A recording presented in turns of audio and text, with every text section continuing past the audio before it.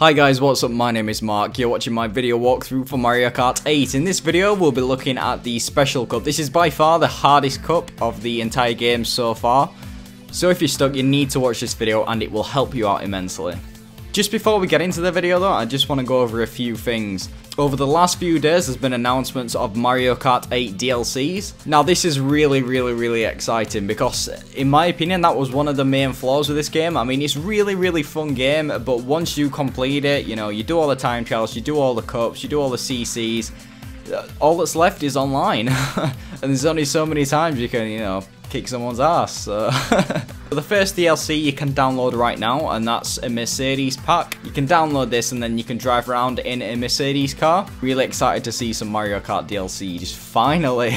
The next DLC pack is more Nintendo-esque. It's actually, you can actually play as Link and a few other characters as well. I'm not really sure. That was like the main highlight, is Link. That's coming out on November with some extra tracks as well. This isn't free. It costs around £10, which will be around about $12 US, but in my opinion it's really worth it because there's something like 8 or 16 new tracks and 3 new characters as well. There's one coming out later this year, which is around about November, and one coming out May next year, which is kind of the same thing, but obviously with different characters and, you know, different tracks and things like that. They'll be round about the same price, but if you're into Mario Kart, it seems like a great buy. So I'll put links in the description if you want to check these out more. But I'm just really excited that we're actually getting some DLC. I mean, Nintendo have not really been one to offer much DLC for games, so I'm really excited that we're seeing a change in these and we're seeing more online activity, and it's a great day to play Mario Kart. Okay, so first up we have Cloudtop Cruise. This, in my opinion, is really easy compared to the other tracks, so you shouldn't have too many problems with it. So on the first lap, just like any other course on the game, we want to focus on getting as many coins as possible as quickly as we can. This sometimes means taking a wider line throughout the corners, but it's well worth it as you get a speed boost for getting 10 coins.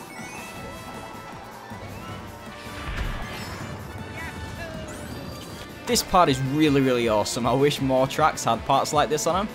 You basically want to take as many dash panels as possible whilst avoiding the ones that are going to be struck by lightning. It indicates this by glowing blue, so you know which ones to take and which ones to avoid. You want to line yourself up with the mini shortcut right here. Now, since we have 10 coins near enough, we can start taking those corners a little bit tighter and also use this other mini shortcut right here. Now, like I said before, this track is relatively easy. There's not much to it at all except from that lightning part, so you should fly through this. I actually managed to do the track without using any mushrooms. I'm not sure if that was on purpose or by accident.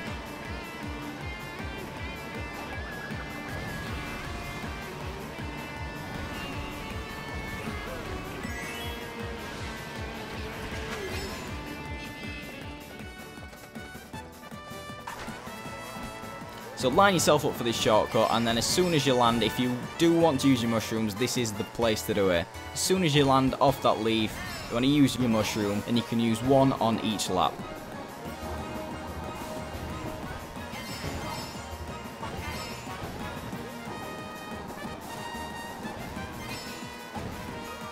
You can take this corner a little bit tighter than normal and just work your way around.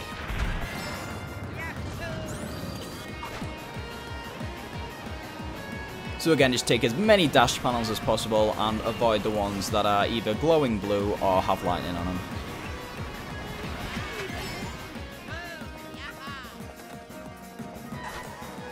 Once again, we want to avoid this final corner, take this little mini shortcut, and then you can boost the finish with a mushroom if you like.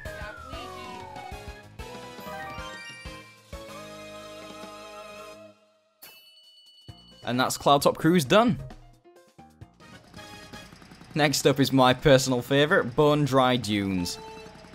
This is the hardest track on Mario Kart 8 at the moment.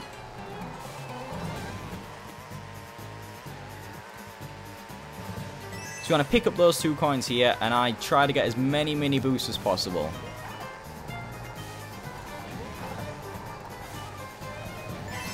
You want to pick up a coin here and take the inside line and then the outside line.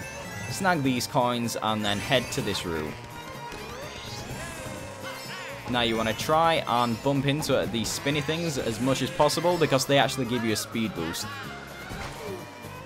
I like to go on the bottom part here instead of the top because it's a little bit easier to control. So this is the shortcut I take. I start drifting and then use a mushroom to boost over the sand. It's a really nifty shortcut, and in my opinion it works better than using this shortcut right here.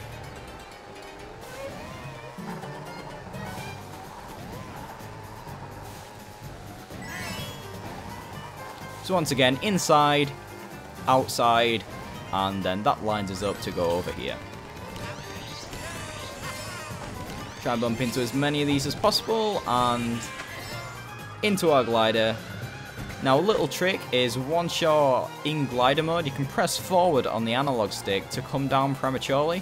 I use this tactic to avoid that really awkward corner. If you don't do this, you're most likely going to hit the wall and, you know, you'll mess up the whole time trial.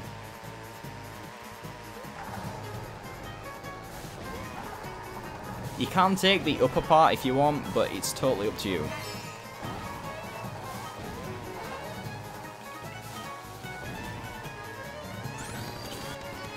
So this is just pretty much the same as the second lap now.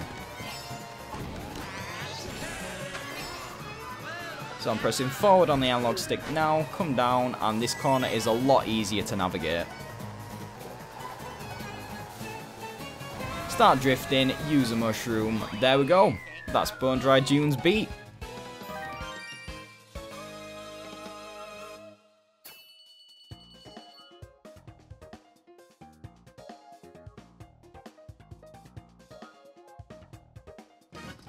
This is the third track of the Special Cup, and it's Bowser's Castle. A lot of people have problems with this track, but I find it relatively easy if you follow these steps.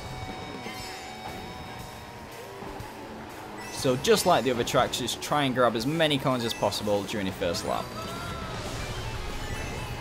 Now there's some obstacles here that can be avoided fairly easily because you can see them well in advance. So these fireballs, this chain. Here we have a giant stone statue of Bowser. His fists are pretty easily avoided. He goes left, right, left, right, left, right. So, you know, you can just work it out based on that.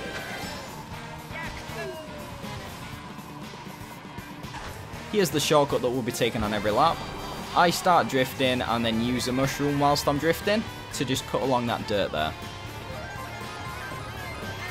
Now we've got some new additions in lap 2, which is a pretty cool feature of this track. There's actually some lasers right there. These are really easily avoided if you just stay in the middle of the track. So once again, we're up to these obstacles now. We can avoid these as we can see them well in advance. Now we see he's going to hit right, so we go right to actually avoid his fist. So if you can see, you know, you just got to time it right really. I mean, if you do time it wrong, you can actually just go to the edge of the track and you'll actually just go past his fist anyway. So I just changed it up a bit here, I just took the upper route but still used that same shortcut. Once again, you can just avoid these lasers by taking the middle path, just follow this carpet.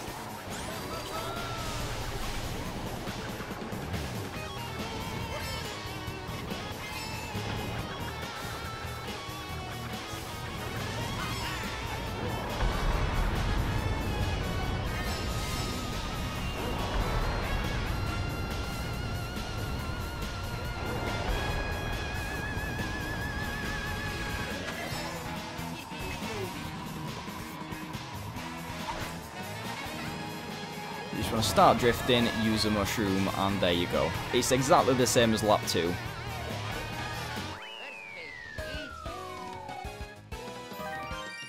And there we go, you've done Bowser's Castle.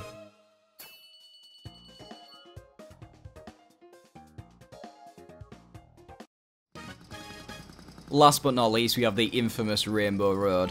I actually really enjoy playing on this track online, it's so much fun. Okay, so I'm a firm believer, especially if you're using a bike like me. On this track, don't try and specifically go for coins. Just take the routes as well as you can, and then if you get coins, it's like a bonus. Because if you try and really go for coins, you're most likely going to mess up. I know I do. So here I like to go right and lead onto this lower path for a shortcut that you'll see in just a moment. Now I'll let you watch it through without me commentating. That's the one, and then I'll talk a little bit more when it happens on lap 2.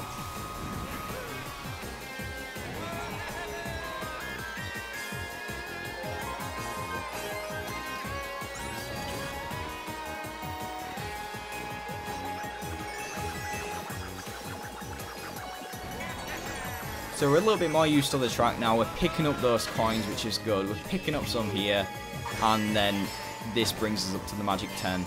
As you can probably see, we're now taking the inside line just because it's got the green arrows, and obviously if you go on the green it makes faster, go on the red it makes slower. Oh, we're taking this a little bit tighter. Okay, so we're going into this spinny thing. It sends us boosting. As soon as we land, we want to use a mushroom, carry on forward, and then that's the shortcut. It can look really confusing, but once you get your head around it, it's a really nifty shortcut. And if you want to beat this time trial, it's absolutely necessary because the Ghost actually uses this same shortcut. So if you don't use it, you'll be putting yourself at a really bad disadvantage.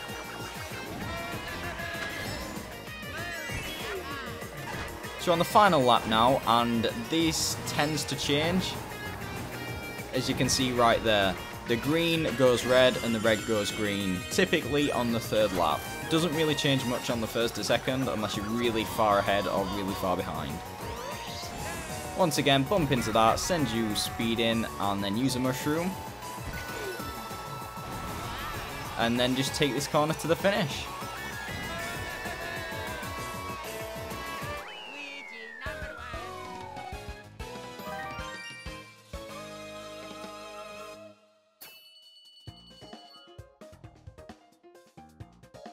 Once again guys, thanks for watching, and I shall see you on the flippity flip.